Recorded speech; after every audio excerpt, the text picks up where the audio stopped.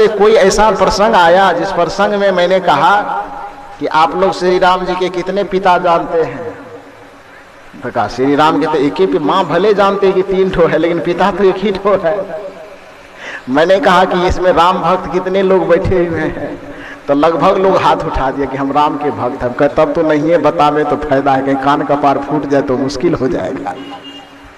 तो सब ने कहा कि नहीं, कान कपार नहीं फोड़ेंगे, राम जी के कितने पिता हैं ये तो आज हम लोग सुने ही नहीं आज तक। बताइए, ये भले जानते हैं कि राम जी के 3 माता है, राम जी के पिता कितने हैं? आप लोग जानते हैं क्या?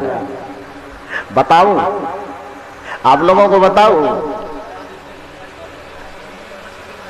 आए? इसमें कान कपार फोड़ने वाले लोग नहीं ना है? नहीं फोड़ेगा। तो कहा बताइए कि राम जी के कितने पिता हैं? हमने कहा राम जी के 5 पिताजी हैं। उसमें से कुछ आदमी जो राम जी के भक्त बैठे हुए तो थोड़ा सा आंख तड़ेरा। चूंकि कोई भी साधारण आदमी को भी यदि कहता कि तुम्हारा 2 ठो बाप है तो कपार फोड़ देगा, आदमी को फोड़ेगा ना। अब जिस राम को मर्यादा पुरुषोत्तम सनातन धर्म के अवतारी पुरुष कहे जाते हैं, उसके लिए कहे कि राम जी को 5-5 ठो बाप था, राम जी के 5 पिता थे, तो राम जी की आसेना तो बाद में फरियाने के लिए आएगा, पहले जो उनके मानने वाले लोग हैं वही लाठी से मरम्मत कर देगा। करेगा कि नहीं करेगा? तो उसमें आंख तड़ेरा लोगों ने, लेकिन मैंने कहा आंख मत तड़ेरिए, थोड़ा बढ़िया से सुनिए और सुनिएगा तो समझ एक, कोई मैं बना करके नहीं कह रहा हूं। रामचरितमानस के अंतर्गत इसका जिक्र है कि श्री राम के कितने पिता हैं? 5 पिता। कहा कैसे? तो उस चीज को चूंकि मैंने रामचरितमानस के अंदर पढ़ा था, इसलिए उस व्यक्ति को बताया कि राम जी के 5 पिता। पहला पिता कौन? आप लोग जानते हैं कि राम जी को जन्म देने का कारण क्या था? यज्ञ का कुंड था ना। यज्ञ की अग्नि, यज्ञ की अग्नि से खीर पैदा हुआ। तो राम जी को पैदा करने का कारण चूंकि अग्नि है, इसलिए अग्नि को राम जी का प्रथम पिता माना गया है। क्या कहा गया? अग्नि देव को राम जी का प्रथम पिता माना गया, क्योंकि अग्नि के गर्भ से ही खीर पैदा होता, खीर खा करके राम जी होते हैं। तो श्री राम जी के जन्म का जो मूल केंद्र बिंदु है क्या है? अग्नि है। इसलिए राम जी के प्रथम पिता क्या कौन माने जाते हैं? अग्नि। अब आप कहिएगा कि तो कबीर साहब का मंच है, राम कथा कहां से चलने लगा? लेकिन ये कबीर मंच का मतलब नहीं, मतलब ये है, मैंने कल भी कहा था कि कबीर साहब के केंद्र बिंदु में मनुष्य है और मनुष्य की समस्या है। मनुष्य की समस्या को सुलझाने के लिए चाहे किसी का भी उदाहरण लेना पड़े तो कोई दिक्कत की बात नहीं, वो उदाहरण लेकर के आपकी समस्या को टारगेट करना है कि आपकी समस्या कैसे दूर हो जाए, आपके माथे में जो कोई भरम पड़ा हुआ तो भरम कैसे दूर हो जाए। मुख्य उद्देश्य यह होना चाहिए। बातें चाहे राम की हो रही हो कि कृष्ण की हो रही, इससे कोई फर्क नहीं पड़ता है। तो मैंने कहा कि राम जी के प्रथम पिता का नाम अग्नि है, और दूसरा पिता तो राजा दशरथ है। और तीसरा पिता कौन? तीसरा पिता है वशिष्ठ जी, विश्वामित्र जी। क्योंकि राम जी जब गुरुकुल से पढ़ करके आते हैं और तारका वगैरह का वध करने के लिए दशरथ जी के मांगने के लिए आ जाते हैं विश्वामित्र जी की, आप अपना बेटा हमको दे दीजिए, दोनों ठो राम और लक्ष्मण को। तो राजा दशरथ कहते हैं कि अभी तो एक तो बुढ़ारी में हमको बेटा हुआ है, बढ़िया से मुंह भी नहीं देखे, विद्यालय पढ़ने के लिए भेज दिए हैं, और वहां से आया है मेरे पास, अब 2-4 दिन भी नहीं खेला है, आज आप आए हैं कि दोनों को दे दीजिए, जंगल में लड़ने के लिए जाएगा। नहीं देंगे, राक्षस से लड़ना ही है तो हमको ले चलिए, हम लड़ाई करेंगे, हमारे कुछ सेना चलेंगे, उससे वो लड़ाई होगी, राम लक्ष्मण को ले जाने की क्या जरूरत है। विश्वामित्र जी क्रोधित होते हैं, कहा कि मैंने तुम्हें नहीं मांगा है, राम और लक्ष्मण ही चाहिए।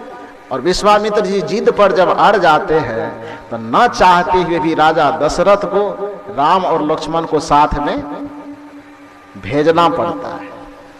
और जब भेज रहे होते हैं तो राजा दशरथ उसी जगह कहते हैं कि राम और लक्ष्मण को पिता होने के बावजूद भी मैं पिता का स्नेह तो नहीं दे पाया, लेकिन जो स्नेह मिलने का इसका उम्र है, इस उम्र में आप इसको ले जा रहे हैं, तो मैं आपके हाथ में इसके हाथ को थमा रहा हूं और साथ साथ यह जिम्मेदारी दे रहा हूं कि आज से दशरथ इसका पिता की भूमिका में नहीं होगा।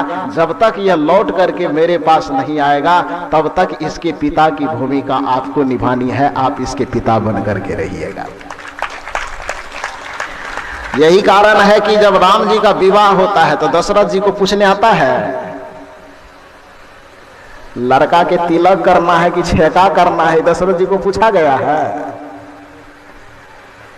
कि राम जी के मुंह दिखाए, राम जी के तिलकोत्सव छेकोत्सव सब विश्वामित्र जी के द्वारा ही हो गया। वो तो विवाह जब फिक्स हो गया तब निमंत्रण देने के लिए राजा दशरथ के पास पहुंचा है ना। तो ये निर्णय क्यों लिया विश्वामित्र जी ने? क्योंकि उसी समय अधिकार दे दिया गया था कि एक पिता के जितने कर्तव्य हैं सारे कर्तव्य आज से कौन निभाएगा? विश्वामित्र जी निभाएगा। तो प्रथम पिता अग्नि, दूसरे पिता राजा दशरथ खुद, और तीसरे पिता कौन हो गए? विश्वामित्र, और चौथे पिता गिद्धराज जटायु। जटायु गिद्धराज वो उसके पिता हुए। क्यों? क्योंकि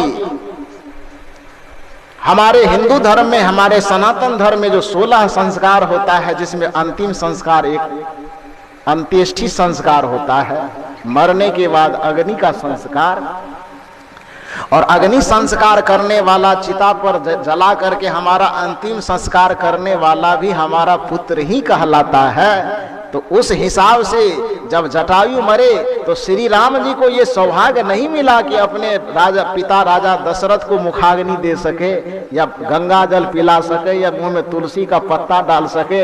ये काम राम जी ने राजा दशरथ के लिए नहीं किया था। यह काम किसके लिए किया था? गिद्धराज जटायु के लिए किया था।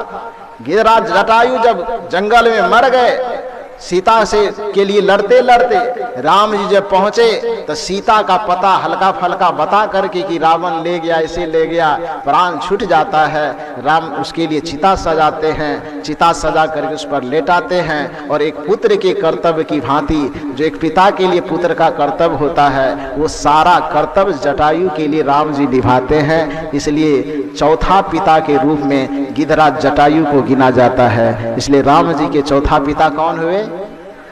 जटायु।